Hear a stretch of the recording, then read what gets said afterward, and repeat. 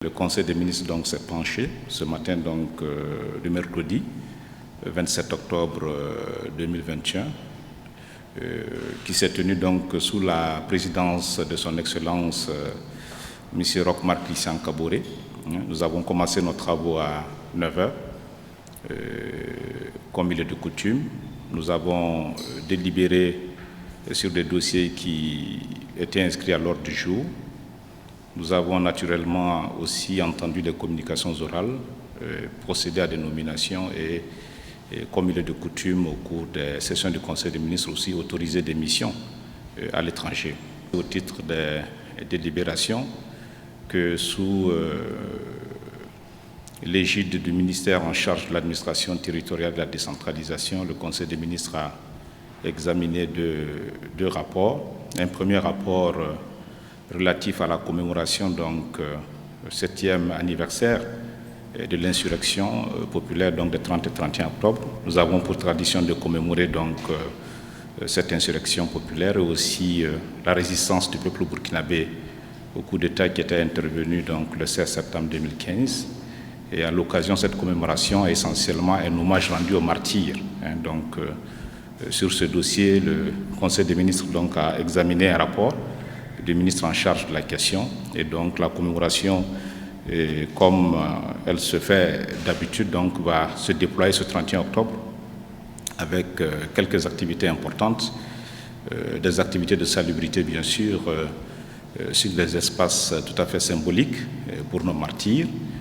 Mais aussi, il y a cette constante de la commémoration qui consiste à tenir des offices religieux, donc en collaboration avec l'ensemble des associations fêtières religieuses de notre pays.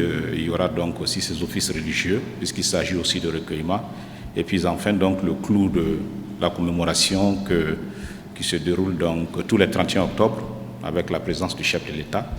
C'est avec un acte fort qui est le dépôt de la gerbe donc au monument des héros. Cela va se passer donc aussi ce 31 octobre 2021, selon les mêmes principes, avec un appel à une minute de silence ce 31 octobre à 10h.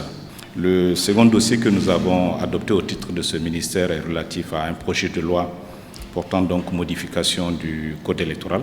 Je crois que l'agenda est connu.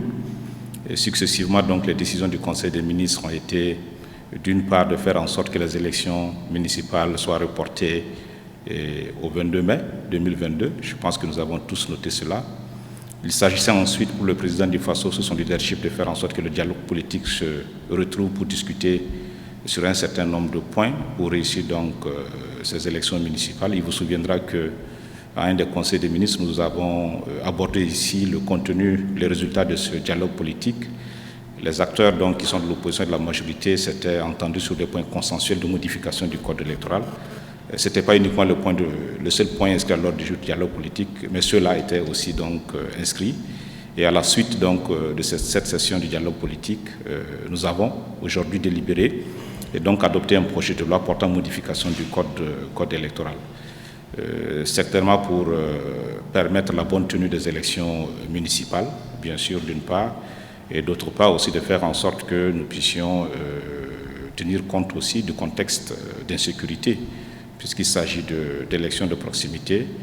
Nous avons, au titre du ministère en charge de la sécurité, adopté un décret qui porte réglementation des activités des sociétés privées de sécurité au Burkina Faso, communément appelées sociétés privées de gardiennage. Il s'agit par ce décret de faire en sorte que ce secteur soit davantage professionnel. Le personnel de ces sociétés privées de sécurité ont été naturellement divisés en catégories selon le niveau de formation. Ça, c'est pour nous assurer un certain professionnalisme. D'autres aspects liés donc à leur tenue et à d'autres aspects de l'organisation de leur métier ont été donc portés par ce décret. Au titre du ministère des Affaires étrangères, de la coopération et de l'intégration africaine et des Burkinabés de l'extérieur, le Conseil a agréé une demande d'autorisation de nomination d'un ambassadeur extraordinaire et plénipotentiaire donc auprès de notre pays, de la République hellénique. Hellénique désigne ici le pays de la Grèce. Donc c'est un ambassadeur du pays de la Grèce qui a été donc agréé par notre gouvernement par décision donc, du Conseil des ministres de ce jour. Cet ambassadeur aura résidence à Dakar. Nous avons aussi, au titre du ministère en charge de l'économie et des finances, adopté plusieurs dossiers qui sont assez techniques et complexes. Nous avons adopté un décret qui porte nomenclature budgétaire, par exemple, des collectivités territoriales du Burkina Faso. Nous avons aussi, par un décret, donc, créé le service d'aide médicale urgente, ce qu'on appelle communément le SAMU, pour améliorer la prise en charge des urgences médicales dans notre pays. Et désormais, ça sera donc prise en charge par un établissement public. Et nous avons naturellement sur la CNDH adopté un décret qui permet aux membres de cette commission d'avoir toutes les conditions idoines de travail, parce que nous avons pris un décret qui porte rémunération des membres de la Commission nationale des droits humains. Et je pense que c'est une avancée notable donc, dans l'attachement du gouvernement à la question des droits humains et puis bien d'autres dossiers de ce ministère. Au titre du ministère de la Santé, le Conseil des ministres a autorisé la conclusion des marchés par la procédure d'entente directe dans un régime de partenariat public-privé pour la construction d'un centre hospitalier régional universitaire, donc à Gawa, d'une capacité de 306 lits. Donc le gouvernement a autorisé donc, la conclusion de cet accord sur la base d'un contrat crédit-acheteur avec la Société Générale. Le délai de mise en œuvre de ce projet est de 36 mois. Au titre du ministère de l'économie numérique, des postes et de la transformation digitale, le Conseil des ministres a adopté donc un projet de décret qui est relatif au référentiel général pour le déploiement des infrastructures de communication électronique en fibre optique au Burkina Faso.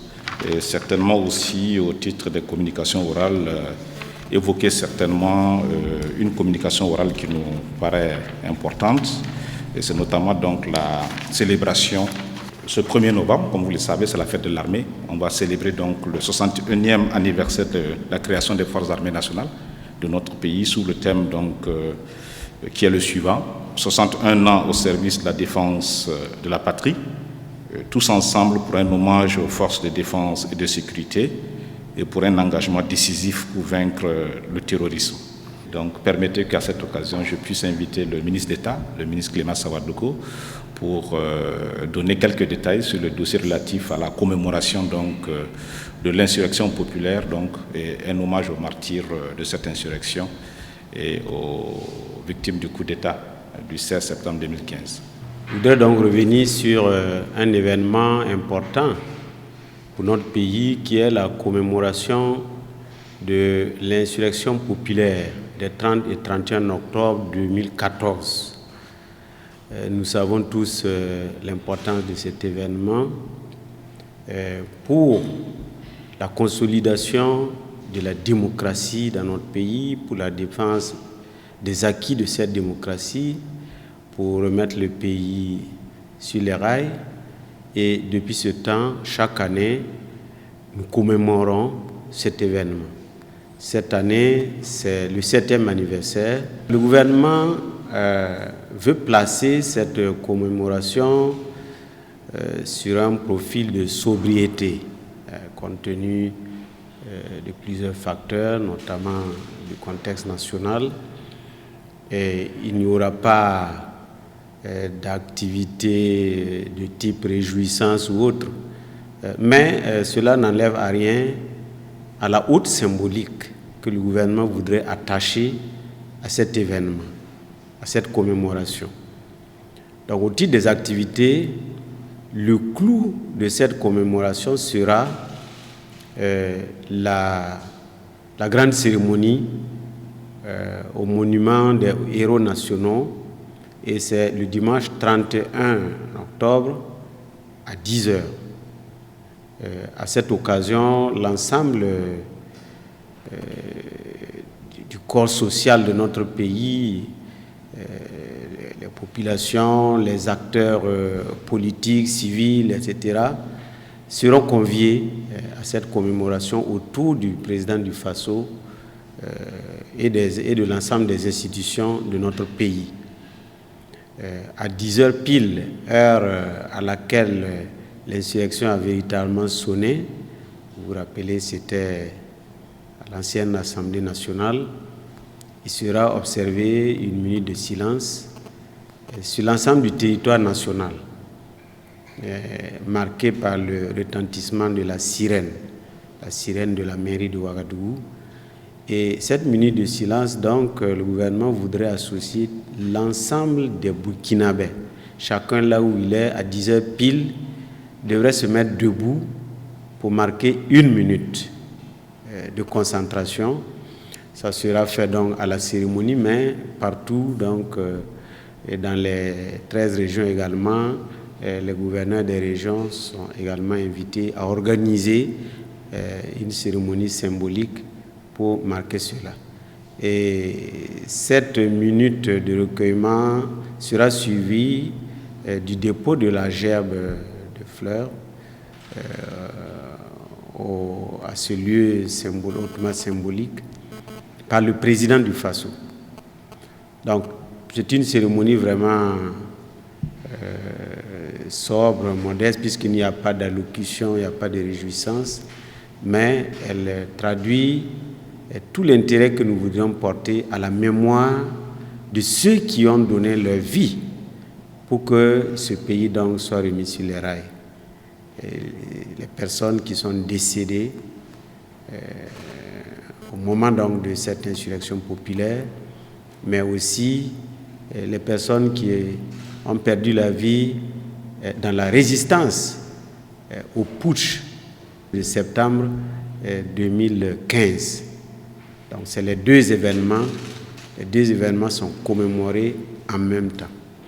En plus donc de cette cérémonie commémorative, il y aura une grande émission que la RTB va organiser et qui pourra permettre le 30 soir à des acteurs de l'histoire de cette insurrection populaire de s'exprimer et de nous faire revivre aussi ce moment tout particulier de notre histoire. Nous ne pouvons pas commémorer cet événement sans encore une fois nous confier à Dieu notre nation. Et c'est pourquoi nous avons sollicité l'ensemble des communautés religieuses de notre pays pour organiser des prières, des cérémonies de prière, de bénédiction pour notre pays, d'imploration pour notre pays, mais aussi pour la mémoire et le repos des âmes de nos martyrs. Le deuxième point, au titre de mon département, qui a fait l'objet d'une décision par le Conseil des ministres, c'est l'adoption de l'avant-projet de loi portant modification du code électoral. Comme cela a déjà été dit par le porte-parole du gouvernement, il s'agit de concrétiser la volonté commune des acteurs politiques, de la classe politique, à travers le dialogue politique qui s'est récemment tenu, de concrétiser donc les points de consensus qui ont été adoptés pour que ces points soient matérialisés par des dispositions du code électoral et l'essentiel attrait aux prochaines élections municipales et régionales programmées en mai 2022.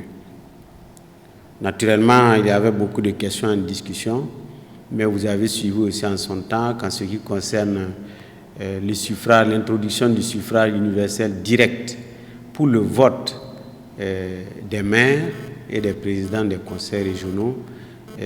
Ce point sera différé et mis en œuvre lors des élections qui suivront dans 5 ou 6 ans. Donc pour cette fois-ci, ce processus ne sera pas mis en œuvre. Mais il y a un certain nombre de questions qui se sont invitées, notamment les communes affectées par l'insécurité, pour lesquelles il fallait qu'on trouve des dispositions pour régler des cas où il y aura des difficultés pour organiser les élections dans les dites communes. Et il sera demandé à la CENI donc de faire un état des lieux de la situation, de porter cet état de lieux-là au Premier ministre. Le Premier ministre va saisir le Conseil d'État pour qu'il constate les cas de force majeure ou de circonstances exceptionnelles qui rendent impossible la tenue des élections. Et après le délibéré du Conseil d'État, la liste sera portée à la connaissance de tous les acteurs politiques et de tous les observateurs aussi, au plus tard 90 jours avant le jour du scrutin. C'est une innovation, le délai est une innovation. Parce que vous vous rappelez qu'aux dernières élections, il y a eu beaucoup de difficultés sur cette question-là. Également, il fallait prévoir le cas où, dans une commune, on n'arrive pas à faire voter l'ensemble des circonscriptions. Alors, qu'est-ce qu'on fait? Dans toutes les communes où on n'aurait pas pu faire voter, par exemple, une partie des villages, on considère que si 50%, plus de 50% des villages, des circonscriptions ont pu voter, à ce moment, on validera les élections dans cette commune. Moins de 50%, on considérera donc que l'élection n'est pas valide et cette commune sera placée sous délégation spéciale. Et également, il y a quelques dispositions qui clarifient celles qui étaient considérées comme pas suffisamment claires, qui portent par exemple sur le nomadisme politique ou encore sur la campagne électorale déguisée, sur lesquelles le dialogue politique donc, a acté pour que les dispositions soient clarifiées. Donc, pour la campagne électorale déguisée, vous vous rappelez aussi qu'il y avait eu beaucoup de discussions aux dernières élections.